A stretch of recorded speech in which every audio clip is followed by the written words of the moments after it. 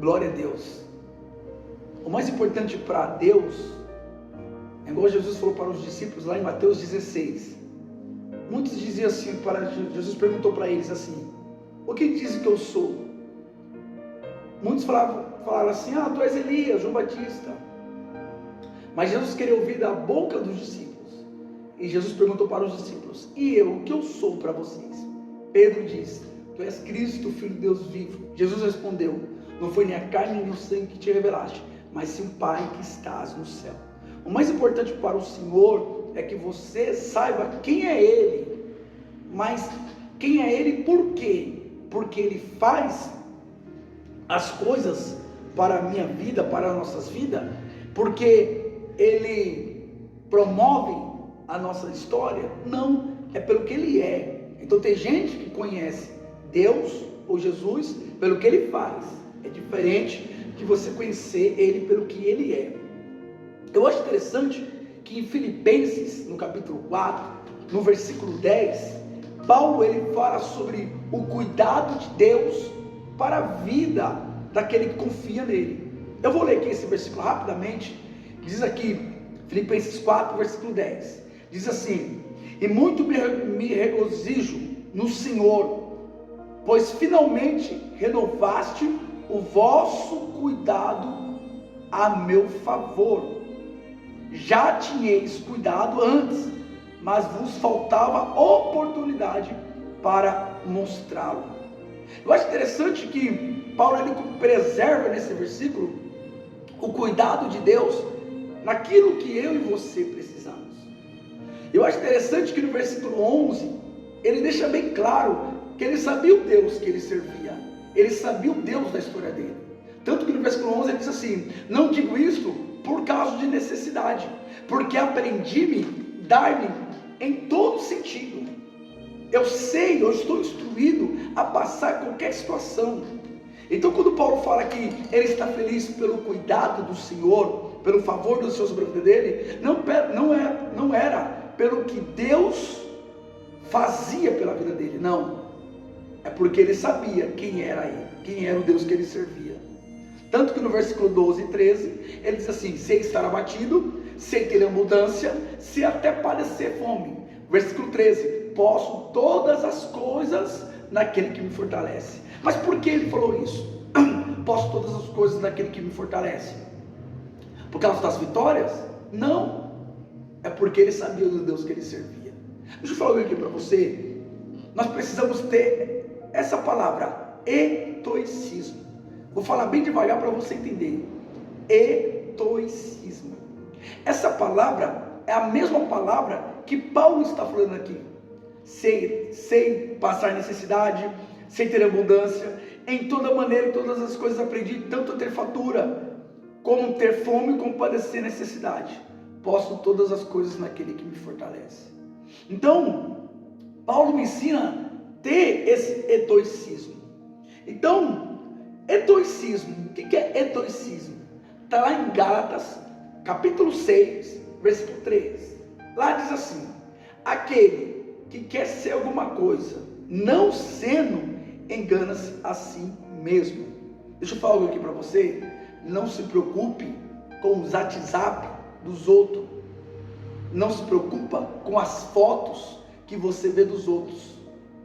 Às vezes você olha o status de alguém e fala: nossa, aquela pessoa está feliz, nossa, aquela pessoa, e eu nada. Não, se preocupe agora com você, se preocupe agora com as suas atitudes. Estoicismo.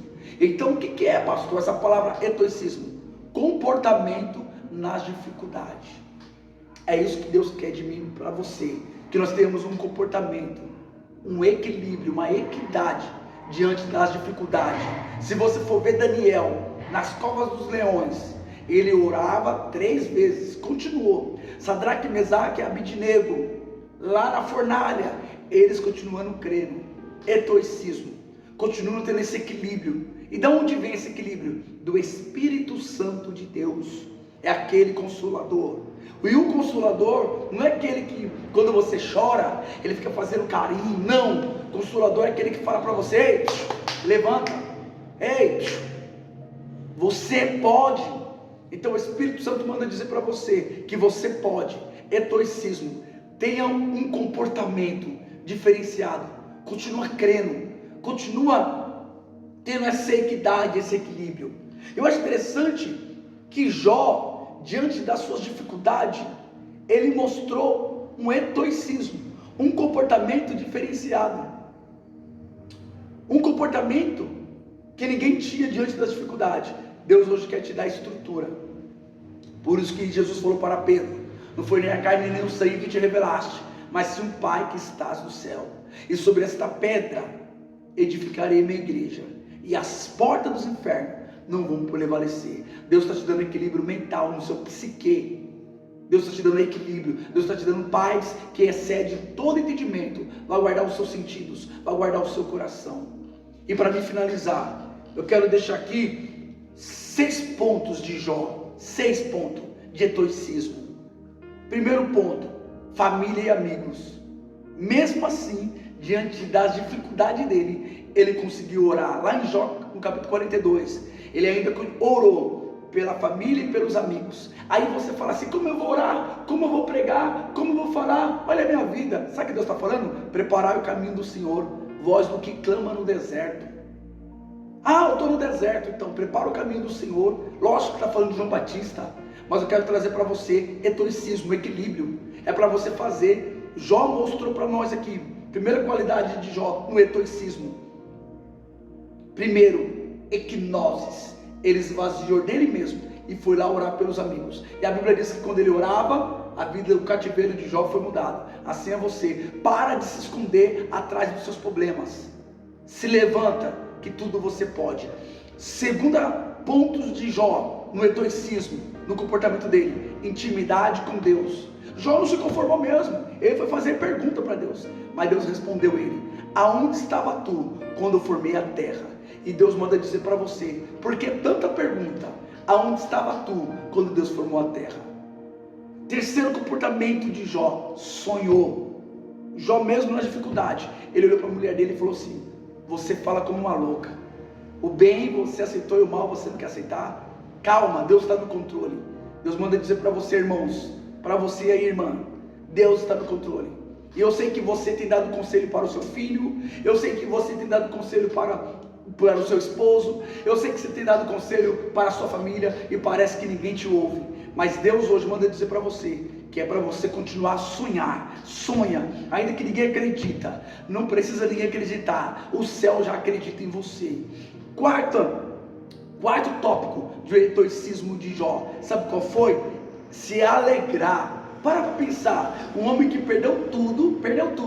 E ele diz assim: antes eu te conhecia de ouvir falar, mas hoje te conheço de andar junto. Jó parou de ser um cético. E Jó começou a acreditar. Para de ser um cético. Para de criar uma visão que não é. Para de criar pensamentos que não é. Deus está no controle da sua vida. Se alegra. Manda a depressão embora. Manda a depressão embora. Manda. Porque tem uma promessa sobre a sua vida. Sarai, a mulher teimosa, que significa, ela colocou a serva para deitar com Abraão. E eu acho interessante que depois ela se arrependeu. E às vezes nós somos assim. Deitamos com nossos servos. Que servos? Quem sabe a sua serva é a tristeza, é a angústia, é o medo. Eu não sei qual é a sua serva. Deus está falando para você: você não vai dormir, você não vai acordar, você não vai almoçar, você não vai andar mais com os servos. Você vai acreditar na promessa. Então se alegra que está chegando a sua vitória. O quinto, Jó, ele não ocultou os fatos. Tem gente ocultando o fato. Deixa eu falar aqui para você. Começa a valorizar pequenas coisas. Não queira mostrar para o mundo aquilo ainda que você não está vivendo. Entenda algo? Quando você começar a dar crédito em pequenas coisas, Deus vai te levar para grandes coisas. Se lembra? Eu vejo uma pequena nuvem. Elias, do tamanho da mão do homem, ele valorizou aquela pequena nuvem e veio uma grande chuva de bênção. Então, não oculta os fatos, principalmente para Deus. Se rasga mesmo, não se conforma mesmo. Fala: Senhor, a minha casa como está? Olha, Senhor, como está meu emprego? Olha aquele meu sonho. Não oculta e fala para as pessoas: Deus é um Deus que faz. Mesmo que você não alcançou aquela bençona, aquela vitória grande, mas só de você ter fôlego de vida, nós devemos a Jesus. Nós não temos que questionar, nós devemos a Jesus. Era para eu e você estar numa UTI, era para você que está me escutando estar morto, era para você estar numa prisão, era para você ter acabado com tudo, mas Deus te preservou. Então não oculta os fatos que Deus já fez na sua vida. Determina, mesmo que os seus olhos carnais estão falando não, mas tem um olho espiritual aí. E o último, desafios. Aceita desafios. Existem dois pilares. Existem os conflitos e existem os confrontos. O que é conflito? É aquilo que fica na sua mente, e aquilo vai te incomodando, e aquilo você fala, ai meu Deus do céu. Esse é o conflito. E existe os confrontos. Às vezes Deus permite situação para chamar sua atenção. Alguém se levantou contra você? Alguém te feriu? O que fizeram contra você? É os confrontos. Mas deixa eu falar aqui para você. O mesmo Deus de Davi, que deu vitória para Davi diante daquele confronto, diante daquele gigante, é o mesmo Deus que está falando para você hoje aqui. Estoicismo. Tenha comportamento de Deus sobre a sua vida. Tenha esse comportamento, que você é mais do que vencedor. Continue sendo ovelha. Salmos 23, e finalizei. O Senhor é meu pastor. Mas por que Ele é seu pastor? Porque você está na condição de ovelha. Nada me faltará. A Bíblia diz em Apocalipse capítulo 5. João diz assim: eu vejo o cordeiro, mas o ancião vê o leão. Representa dois pilares. Primeiro pilar, o leão que o ancião vê em Apocalipse 5, simboliza Jesus Cristo. O cordeiro simboliza a ovelha. Deixa eu falar algo aqui para você. O seu comportamento, o seu lugar é de ovelha. E o leão, ou bom pastor, é Jesus. Porque ele é o leão da tribo de Judá. E ele é o bom pastor. Então continue no comportamento de ovelha, obediência, que você vai viver algo maior, algo melhor. Fica firme. Estoicismo, comportamentos na dificuldade, equidade, equilíbrio, que Deus já está resolvendo para a sua vida. Tudo que é puro, Filipenses 4, versículo 8. Tudo que é puro, tudo que é amável, tudo que é de boa fama, nisto pensai. E o Deus de paz, de novo, e o Deus de paz estará por perto. Paulo escreveu essa carta para os Filipenses, que está lá em Atos 16, quando ele ganhou Lídia, a vendedora de púrpura, e vinha do molusco, se lembra? E ela vendia tecido, Lídia. E Paulo escreve para eles o cuidado que Deus tem quando Deus chama alguém. E é o mesmo cuidado que Deus tem para você. Receba a sua vitória em nome do Pai, em nome do Filho e do Espírito Santo de Deus. Que Deus abençoe a todos em nome de Jesus. Quero agradecer você que assistiu até o final. Então, se você gostou, curta, comenta, compartilha, viu? Mas que Deus abençoe a todos. Muito obrigado pela compreensão. Vamos alcançar vidas em nome de Jesus.